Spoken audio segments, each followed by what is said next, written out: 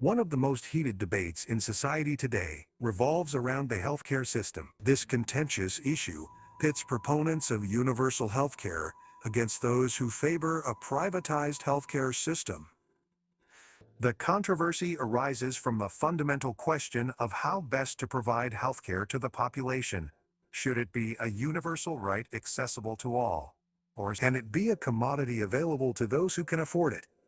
These two viewpoints have passionate advocates who present compelling arguments to support their stance. Proponents of universal healthcare argue that it is a basic human right that should be guaranteed to all individuals, regardless of their socioeconomic status. They believe that every individual deserves equal access to essential healthcare services, regardless of their ability to pay. Universal healthcare ensures that even the most vulnerable members of society can receive medical attention, leading to better overall health outcomes for the entire population. Furthermore, proponents argue that universal healthcare promotes preventive care, saving costs in the long run.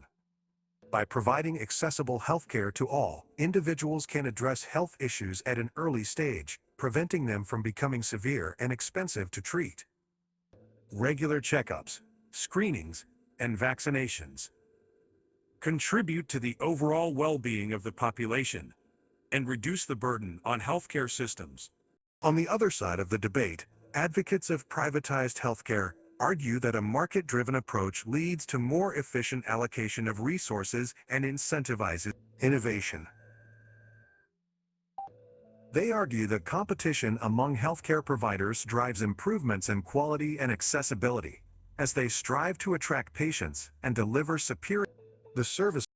Additionally, they contend that privatized healthcare systems offer more options to individuals, allowing them to choose the healthcare provider and treatment that best suits their needs. Supporters of privatized healthcare also argue that it encourages personal responsibility and accountability. They contend that individuals should have control over their healthcare decisions and bear the responsibility for their own health. In their view, a privatized system allows individuals to choose the level of coverage that aligns with their needs and preferences, fostering an environment individuals are more engaged in their own well-being. Critics of privatized healthcare, however, argue that it leads to disparities in access to healthcare based on individuals' financial capabilities. They believe that healthcare should not be treated as a commodity that only the wealthy can afford, but rather as a universal right that ensures equal access for all. They argue that a privatized system inherently perpetuates inequality and leaves vulnerable populations at a disadvantage. Another concern raised by critics is the profit-driven nature of privatized healthcare systems. They argue that the pursuit of profit can lead to inflated costs, unnecessary procedures, and neglect of preventative care. They contend that a focus on financial gain undermines the primary objective of providing quality healthcare, potentially compromising patient well-being in favor of monetary gains. In conclusion, the debate surrounding the healthcare system is a complex and multifaceted issue, with passionate arguments on both sides.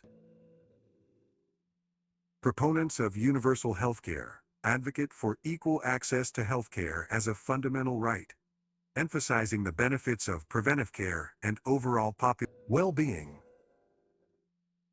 Advocates of privatized healthcare argue for a market-driven system that enhances efficiency, innovation, and individual choice. Understanding the nuances and trade-offs of each approach is crucial to finding a healthcare system that balances accessibility, quality, and sustainability.